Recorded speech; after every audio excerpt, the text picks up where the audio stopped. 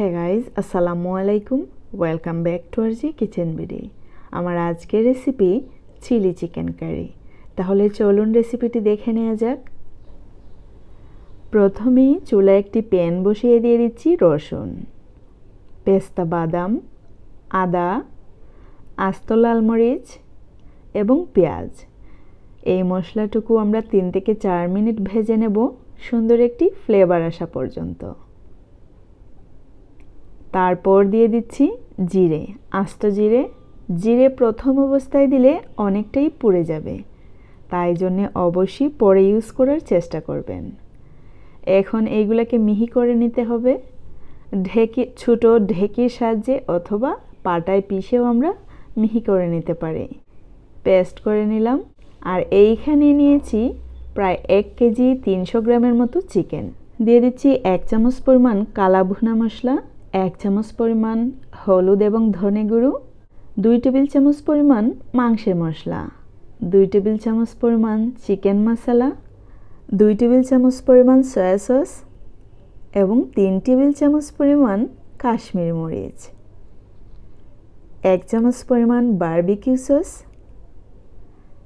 এবং দিয়ে দিচ্ছি 2 টেবিল চামচ পরিমাণ টমেটো চিলি সস। আর দিয়ে দিচ্ছি হাফ টেবিল স্পুন অরিগানো। এইখানে অরিগানো আর বারবিকিউ সস এই চিলি চিকেনে স্মোকি একটি ফ্লেভার এড করবে, আর খেতে কিন্তু দারুণ মজা হবে। আমরা জানি রান্নার কোনো নিয়ম হয় না, অবশ্যই আমরা আমাদের পছন্দের মশলা দিয়ে রান্না করতে পারি আর নাম দিতে পারি যে কোনো কিছু। চুলায় প্যান বসিয়ে দিয়ে দিলাম তেল, দিয়ে দিলাম লবঙ্গ, গোলমরিচ, দারচিনি, দিয়ে দিচ্ছি এলাচ। এখন এই মশলাটুকু একটু ফ্রাই করে নেওয়ার পর দিয়ে দিচ্ছি চিকেনগুলো। মশলা দিয়ে মাখানো এই চিকেন দেখেই বোঝা যাচ্ছে চিকেন চিলি কারিটা কতটা সুস্বাদু হবে। একটু নেড়ে চেড়ে তারপর যদি চামচের গায়ে লেগে থাকে মশলাটুকু অবশ্যই একটু ছাড়িয়ে দিতে হবে। দিয়ে দিচ্ছি স্বাদ মতো লবণ।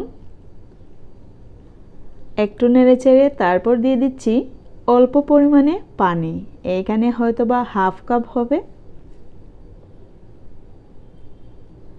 তারপর একটু নেড়ে চেড়ে দিচ্ছি। অবশ্যই চিকেনটাকে আধা সিদ্ধ করে নিতে হবে, 50% সেদ্ধ না করলেও চলবে, অবশ্যই 40%-এর মতো সেদ্ধ করে নিতে হবে। আমি প্রায় 15 মিনিট পরে ঢাকনাটা তুলে দিলাম। আর এখন দিয়ে দিচ্ছি ভেজে নেওয়া ব্লেন্ড করা মশলাটুকু। যেহেতু আমাদের মশলাটুকু ভেজে নেওয়া ছিল, তাই জন্যে পরে ইউজ করলেও কোনো সমস্যা নেই। এখন দিয়ে দিতে হবে নিজের পরিমাণ মতো পানি। যার যতটুকু পানি দেওয়ার ইচ্ছে অবশ্যই ততটুকু ইউজ করবেন। এখন খুব ভালো করে নেড়ে চেড়ে অবশ্যই 25 থেকে 30 মিনিটের মতো রান্না করে নিতে হবে। আর প্রথম অবস্থায় অবশ্যই চুলার আগুন মিডিয়াম টু হাই ফ্লেমে রেখে যখন ফুটে আসবে অবশ্যই মিডিয়াম টু লো ফ্লেম করে দিতে হবে পরে। তারপর 25 থেকে 30 মিনিট জাল করে নিয়ে আমরা নামিয়ে নেব। আমাদের চিকেন চিলি কারিটা মোটামুটি হয়ে যাচ্ছে। এখন আমি চুলার আগুন অফ করে দেব। দেখতেই পাচ্ছেন জুল অনেকটাই শুকিয়ে আসছে। আমি নামিয়ে নিলাম। দেখতেই পাচ্ছেন আমার এই চিকেন চিলি কারিটা কেমন হয়েছে অবশ্যই কমেন্টস করে জানাতে ভুলবেন না। আমার এই রেসিপিটি যদি একটু হলেও ভালো লেগে থাকে একটি লাইক দিতে ভুলবেন না। বেশি ভালো লাগলে সাবস্ক্রাইব করতেও ভুলবেন না। সাথে অবশ্যই নোটিফিকেশন বেল অন করে অল দিয়ে রাখবেন। তাতে করে কি হবে, পরবর্তী রেসিপি আপনার মোবাইলে সবার আগেই চলে যাবে।